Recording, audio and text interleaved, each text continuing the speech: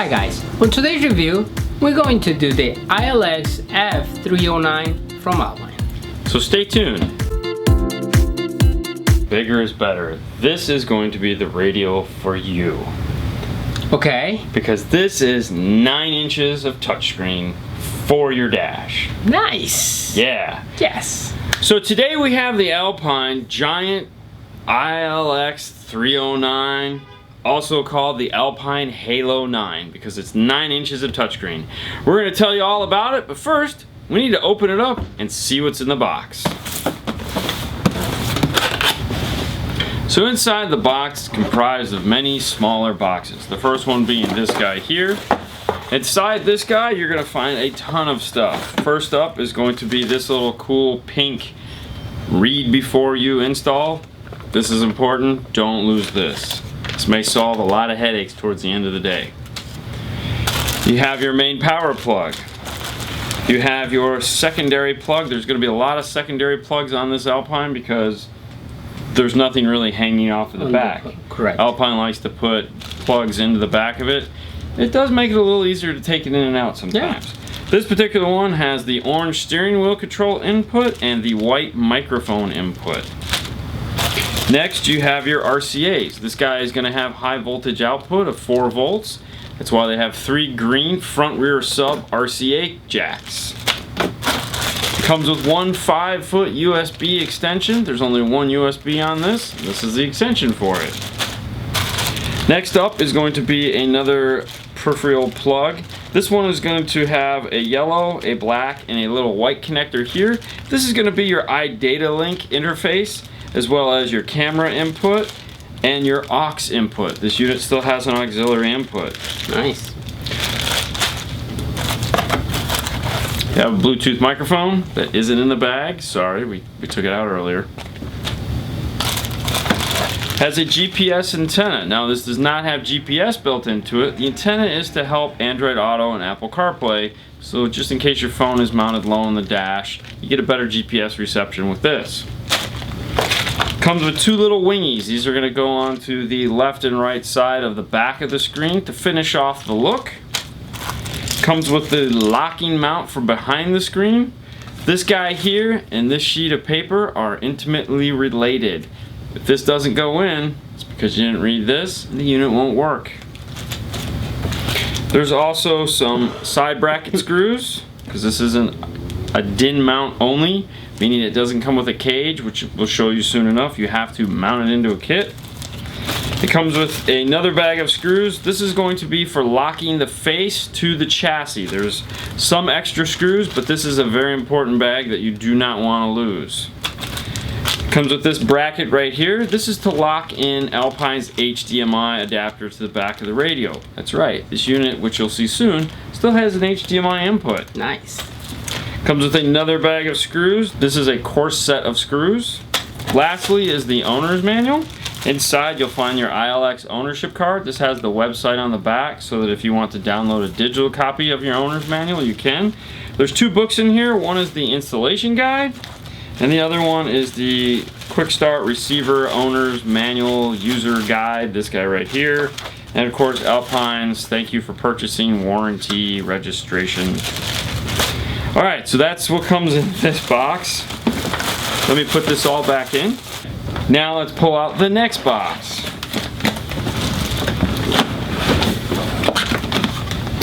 This is the next box here. It's going to come like this. It's going to have some white stuff on it. This is the actual screen itself. It's going to come wrapped in a bag.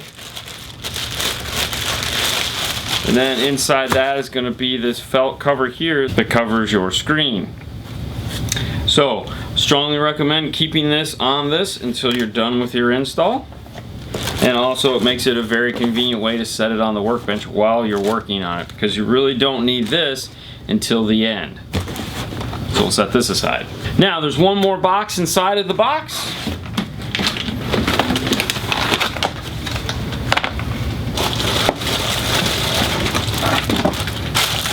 And that's the unit itself. A little trim here to hide the mounting mechanism.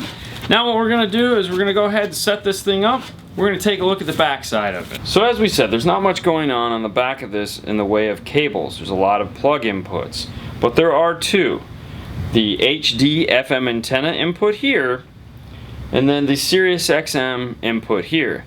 This is for the SVX 300 add-on Sirius XM tuner. Now we have several ports located on the back. The first one being this gray one here, which is for your GPS antenna. The top one here is going to be for the cable input that had the iData connection camera right here. This hole right here is for the one and only USB, and to give you an idea, it's about that deep. You have your HDMI input right here. Well, there again, it is equally as deep, about an inch, so you shouldn't have to worry about these things sticking out and bumping into anything in the dash. This bottom one here is for your preamp input plug.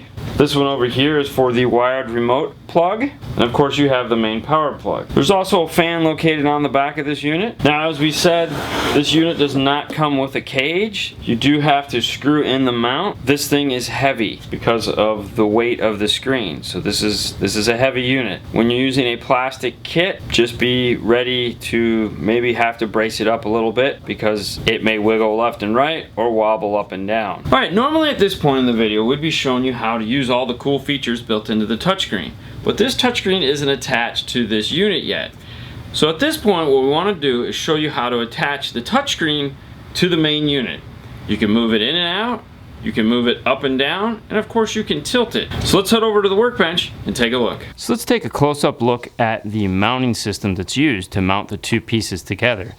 This is the male end here that is attached to the main body unit, and then you have the female receiving end which is attached to the screen. Let's go ahead and take a look at this first. It has two mounting depths, meaning this depth here, which is the factory ship, and then you can move it in 1/4 of an inch. And how you do that is there's two screws here, and there's two more screws here. Using a magnetized Phillips screwdriver, go ahead and remove the 4 screws. Now, if you don't have a magnetized Phillips screwdriver, go ahead and pick yourself up a magnetizer. It doesn't have to be a really strong magnet, just something enough to hold these screws. You don't want them to fall into the unit, and if you're adjusting it while it's in the dash, which a lot of the times you have to, you really don't want them falling into the dash. Go ahead and pull those out. Now all you want to do is slide the unit in and put the 4 screws back in.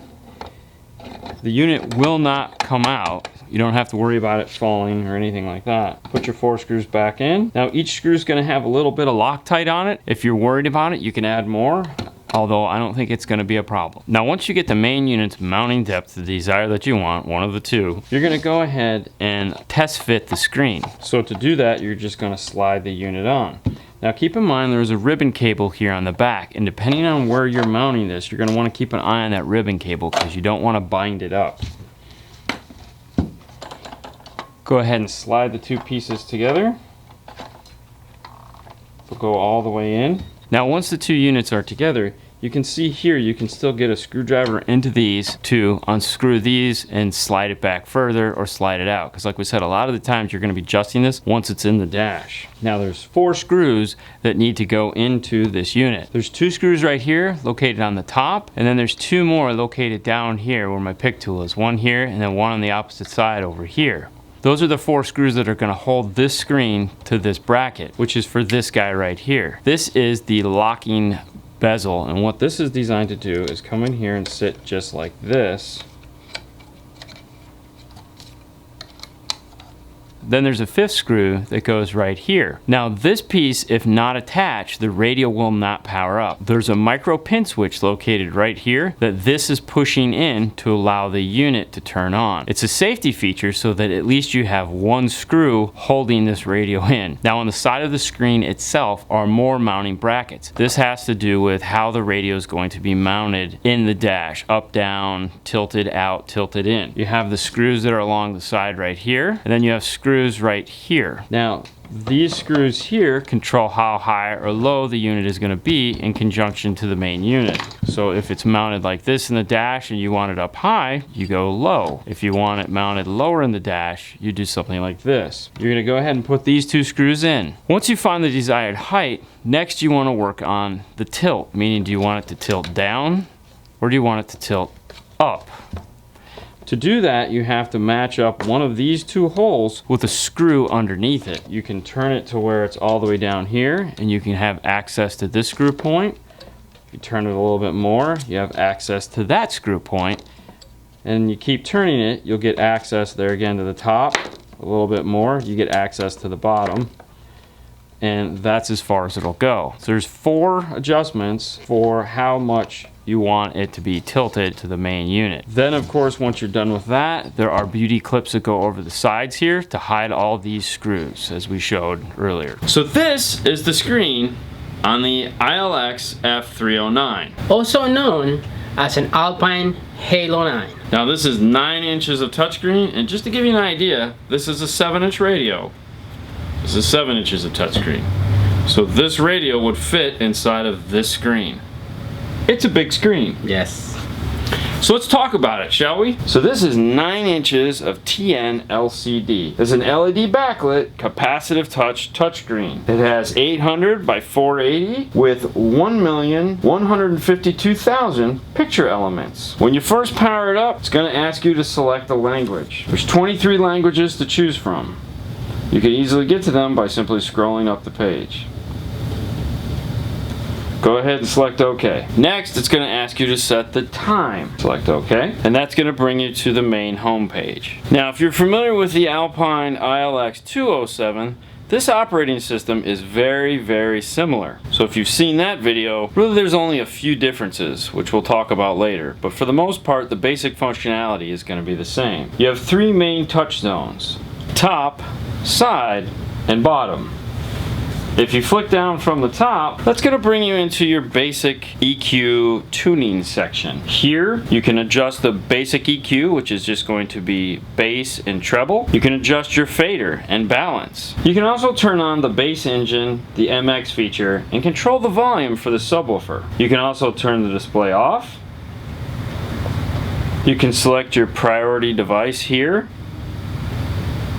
I'll go ahead and take you to your phone menu. When you're in your phone menu, you can decide which phone is primary and which phone is secondary. So if you have your main driver, you can say that's a primary phone, and then everyone else is a secondary phone. This is so that when everyone gets into the car, it knows to check your primary phone before it goes and looks for a secondary phone. Select back to get you back to the main menu. On the side button here, this is where your presets will be located. So if you're doing Sirius XM or using the HD radio, all your presets will be located here. And there's 12 of them to choose from. You can use these arrows here and here to search through or track up and down. You can also tap here and put in a station direct. And then the bottom button, once you tap that, that'll bring you up to your main home page. Now on the main home page, you can scroll through your sources. You can look at your presets, that's going to be the top 6, and you can choose a function such as phone or setup menu. Now depending on what activity you're doing on the radio or what's plugged into it, these screens may grow. Across the bottom of the radio, you have a few buttons. You have volume up and volume down. If you tap the speaker icon while the volume is up, it will mute the radio. Or next to volume control is actually a mute button. You have your push to talk feature on the hard button on the bottom. Next is going to be access to your main menu or back to your source. The star is your favorites. This allows you to make a favorites page. On the favorites page, you can have any radio station that you like, FM, AM, or Sirius XM, as well as any phone number you'd wish to call frequently. You can build this page up and have access to those simply by touching them. If you'll notice over here, the little star, you just tap that when you're on a specific thing, and that'll add that to the favorites page. And then over here you have a search up, search down feature, similar to this feature here. Now across the bottom of the radio is a white light that emits down on your dash. Now one of the other cool sources that this radio has built into it, of course, as we said, is the HDMI input. What the HDMI input allows you to do is mirror your phone to your radio. Now, it won't give you control of your phone, but it'll allow you to see what's on your phone. So in this case, we're playing a YouTube video. we turn it landscape, and now we can see the video up close and personal. Now when it's in this mode here, you can do any app you'd like because all it's going to do is mirror whatever's on the phone. So if you want to use Waves from an iPhone, you can view it this way, or anything else that's on the phone that you want to view. Now depending on the type of phone you have, that's where the complication is going to come in. Because we have an iPhone, all we have to do is pick up an Apple Lightning to HDMI adapter made by Apple, and we can easily do this. Yes. Samsung makes one for the new Galaxy 8, made by Samsung, which is a USB-C to their HDMI. Some phones are going to work with a Miracast dongle, such as the Belkin Miracast dongle. Other phones, well, you get the idea. Depending on your phone, you're going to have to find what allows you to connect it to an HDMI input. So do a testing on this, plug it in your TV before bringing it out to your car. Makes it a little bit easier. If you can get it to show on that big screen, you can definitely get it to show on this big screen. Now the radio has 50 watts by 4 of internal power, but if you'd like a real 50 watts by 4 of internal power, you can add on this guy right here, which is the add-on KTP 445A for Alpine. It's a simple plug-in harness. We have plenty of videos showing you how to do it. Now that we have a basic understanding of what this radio has, let's dig a little bit deeper and get into some of the other features. First one of those features that we're going to talk about is Apple CarPlay.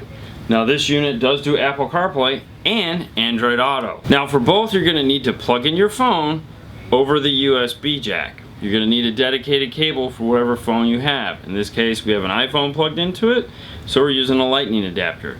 Depending on what kind of Android phone you have, you're going to want to use the corresponding one that came with your phone. A lot of the times with Android Auto, third-party cables don't work that well. You also are going to have to pair your Bluetooth if you're doing Android Auto. But let's take a look at Apple CarPlay, and then we'll take a look at Android Auto. Apple CarPlay is a copy of the apps that you have already downloaded on your phone that are made by Apple and do music. First up is going to be your phone. If you tap this guy here, whom shall I call for you?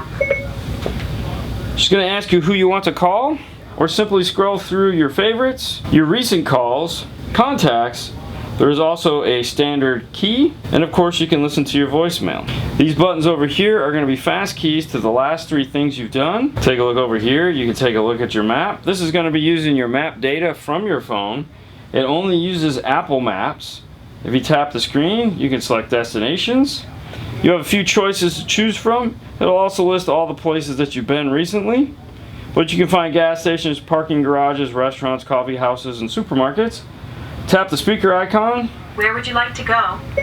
If you can't understand you, tap the keyboard in the corner and you can go ahead and type in where you'd like to go. Hit the bottom corner here as your home button. You can also play music, track up, track down, go back, find your playlist, artist, pick a song you like and hit it. Hit your home button to get back out. If you'd like to go back to the main Alpine screen, select Alpine. This will take you back to the main radio. If you notice down here, the choices grew as we said. Hit CarPlay, it'll take you back. Scroll across and you can get an idea of some of the apps that you can download and use. Some of the more popular are going to be Pandora, NPR, Spotify, TuneIt, and WhatsApp. Hit the home key, select Now Playing. It'll start playing whatever you were listening to on whatever app you were listening to. Next up is going to be Android Auto. When you first launch Android Auto, it's going to give you a brief tutorial. Show me how. Here it's going to explain what the features are. Here's your music. If you have steering wheel controls and it was set up properly, you'll have a push to talk feature. And then let's go. This is your basic home screen for Android Auto. If you touch the icon here, this is Maps. If you see an arrow, that means you have 2 choices. In this case, you can either use Google Maps or Waze. If you tap the phone icon, come over here and tap the corner, it's going to give you very similar features: voicemail, dial a number, contacts, and call history. This is going to be your main home button. That'll bring you back to your main menu. If you select the headphones, that's going to take you out to your music. As you notice, there's an arrow there. Go ahead and tap that. This is going to allow you to choose between the music apps you have downloaded on your device. You can press play, gives it thumbs up, thumbs down if you're listening to Pandora. Across the top here, it's going to tell you the information about your phone, your call strength, your battery life, time of day. And then this over here is the microphone. If you tap this, just like Carplay, she's going to come on and ask you if you have a question. Such as, who do you want to call, where do you want to go, and you want to send a text message. If you select this corner right here, this will allow you to return back to your Alpine radio. As we said before, you'll notice you got a few more icons here on the bottom, specifically the Android Auto.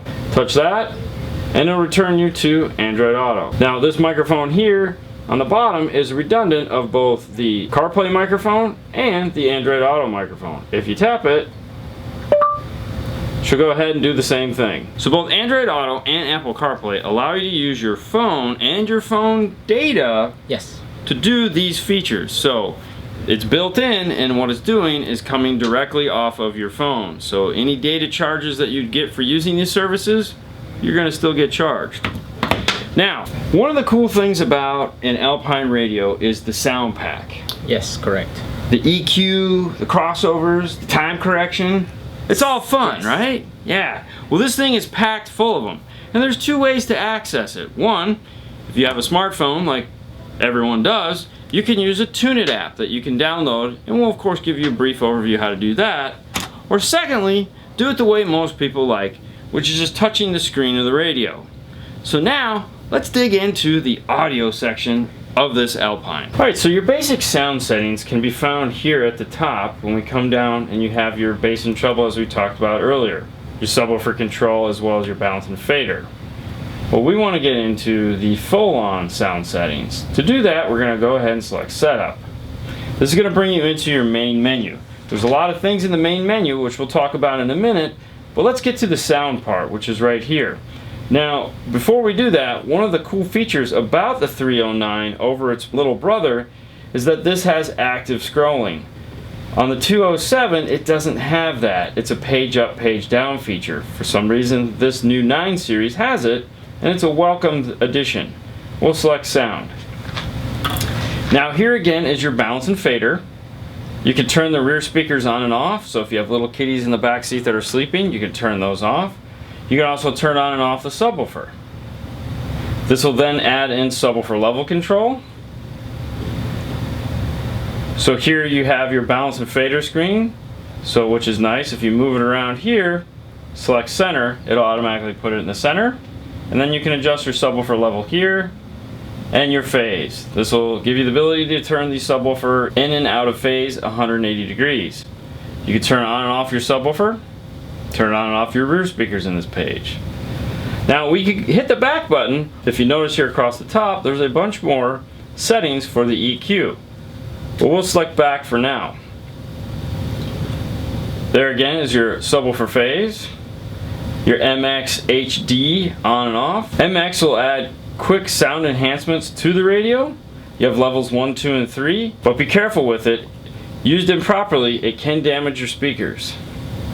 You see your dual HD EQ, your crossover, time correction, defeat on and off, source volume setup. This is a handy feature today because we're using so many different sources of media. Radio, Sirius XM, compressed media, iPod music, auxiliary, Bluetooth, or CarPlay.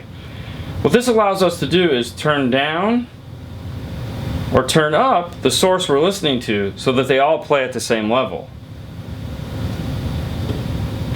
Now let's go back and we'll select Dual HD EQ. And we'll look at these things across the top. We have a preset EQ button. What this is going to do is give us 10 preset EQ settings simply by tapping them to make your car sound better. If we go to the Dual HD EQ, this allows us to individually choose one of the 9 bands of equalization that we want to adjust. This is a parametric EQ, which means we can pick the center frequency. If you notice here it says 63. If we tap over here, we can adjust it up or adjust it down. This allows us to fine-tune the frequency that we want to improve upon. When we're done, we can select the level here and down here. Then we have the Q factor, which is how wide or how narrow you want it. So for example, we'll turn it up here. The Q factor is now set to wide. We'll go ahead and tap medium, and And what you'll notice is as these pins here are dropping or expanding out. The Q factor is how much influence that signal is going to have on the frequencies next to it when you raise or lower it. Now of course you can come over here and adjust that, which frequency you want as your center frequency, or move on to your next one. If you can select a band here or simply touch the screen. You have 3 presets. All you have to do is find something you like, press and hold. It'll highlight it. Go ahead and tap the next preset, make another EQ settings. Press back. You have a feature here called front rear sync. This has dual front and rear EQs. So you can look at the front EQ here and the rear EQ here. Let's go ahead and turn this one down. And we'll go back. And we'll go back. Next is going to be your crossover. This has front, rear, and sub crossover. So we can come over here and select the frequency. We can select the level. We can lower or raise the level. And then we can select the slope between 6, 12, 18, 24 dB per octave. Then we'll come over here and select channel, and it'll light up blue. We can select the frequency, and we'll select the slope. Red will be your slope. We'll select channel. We'll do the same for subwoofer. Now we'll select channel again, and let's say we wanted to lower the rear channel. Then you have 3 presets that you can make just like on the EQ. So you can make different crossover settings for the different types of music you're listening to. So for example, if you're listening to classic 70s rock music, you may want your crossover points a little lower than you would if you're listening to today's hardcore bass music. Last but not least, we have time correction. Time correction is going to allow you to go in and adjust the delay between where you're sitting in the car and the speaker itself to help bring you in a center image. You can simply tap here and adjust the delay. You have your choice between milliseconds, centimeters, and inches. You can also tap flat to get you back to normal. And there again, you can make 3 presets for your time correction. Select X. Now for those of you that would like to do this all from the comfort of your phone, maybe you're sitting in the back seat tuning the system, who knows? Either way, you can download the Tune It app from Apline, this guy right here, and here you'll see some of the very same features you were just looking at. Now the one nice thing that the Tune It app does do is when you're in the EQ, it breaks it into 3 sections of 3-band EQs. So for example, you have your bass, you have your mid, then you have your treble. Now by breaking it into those 3 bands, it makes it a little bit easier to play with than just having 9 and trying to work with all of them at the same time. So this may be a great starting point for you tuning your system, because a lot of people get confused. It's like, what's the mid-range, what's the treble, and this will break those into those, and then you can see it on the radio and go, oh, I get it. Okay. Yeah. So Alpine's very helpful in that regard. So the app is nice for that. So it's a good learning tool. Very helpful. Very helpful. So now we have a pretty good understanding of some of the cool features that this has built into it. It's not just a shiny screen. It's pretty robust radio in itself. Yes. Now, before we let you go, we're going to dig into that menu real quick and show you some of the features that you might only set up once, but it's nice to know that they're there. So as we said, this unit will do a backup camera. Well, we need to turn that backup camera on. So to do that, you can use these fast keys across the bottom, such as touch General, or Source, or System. Camera's going to come up. Go ahead and tap it. Now it's going to ask you to select a camera. Tap it. Are you doing rear? Yes. Go back. Guideline adjust. Now once you're in guideline adjust, so the first thing you want to do is pick what you want to adjust, and then by using these arrows here, and then you can adjust them here and here, up and down, or left and right. You can also change out the center for a hitch guide. You can clear certain ones, you can link certain ones to do a big adjust. So if you want to move all 3 of these down at the same time, you can do that. If you want to turn something off, you can remove it too if you don't want it on. Now there's one other adjustment you can do on your camera, if you come over here, now you'll notice there's a camera icon here on the bottom. Attach camera. It'll pull up the camera. Tap the screen. You can turn guide off. If you don't like the caution sign at the top, go ahead and move it to the bottom. If you don't like the hitch, you can change that here also. You can also just turn them all off if you don't want them on there. Next up is going to be your Bluetooth device. From here you can get into all things Bluetooth, Bluetooth information, what the firmware is on your Bluetooth. You can also take a look at your Bluetooth devices. As you can see, there's 5 that you can set up. Language settings. If you want to go ahead and change the language to one of the languages that were at the beginning, you can change that here. Simply tap, and there's that list again. Display and keys. This allows you to adjust your screen brightness, dimness, your screen color. So you have several colors to choose from. Scrolling text and artwork position. General. General is just going to take you into some of the background settings, such as turning on and off the demo, whether you have daylight savings, and also setting the clock. Vehicle. Vehicle allows you to go in and tell it, is this a left-hand drive or a right-hand drive? And also give you the static of your reverse and park wires. When you get down into sources, you can actually go in and turn on and off sources. So if you're not using your aux, you can turn that off. If you're not using Pandora on the screen itself, you're just going to be using it in Apple Carplay or Android Auto, you can turn it off from the icon. You can change the name of HDMI to something else. In the radio option, this gives you the ability to change the tuner you're using, whether you're using a 100 kilohertz tuner or a 200 kilohertz tuner. Depending on where you live, you may need to switch that. Down in the bottom here, we have factory system setup. This is where your Maestro module information will be located. Next up is external accessories. Alpine now makes a cool new DSP. To use it, you're going to select external accessories and go to audio processor on and off. By doing this, it's going to bypass the internal audio processor and allow you to use your external one. Well, there you go. There's a ton of features packed into this big screen. Now, if you think you might be interested in getting one of these and you want to get an idea of how to install it in your car, have no fear. We went ahead and shot a video on how to do that. So we'll go ahead and put a link to that in the description down below. If you're interested, it'll give you something to watch to kind of figure out what kind of tools you need, how difficult it might be, some of the pitfalls you may run into, that we ran into, make it a little bit easier for you guys. That's the end of the show. Fernando, if you please. Alright, if you like this video, please subscribe, share, or like. And you know where to find us, Facebook, YouTube, and Instagram. Thank you guys as always for watching these. You have a great night, and we'll see you later next time. Bye. Bye.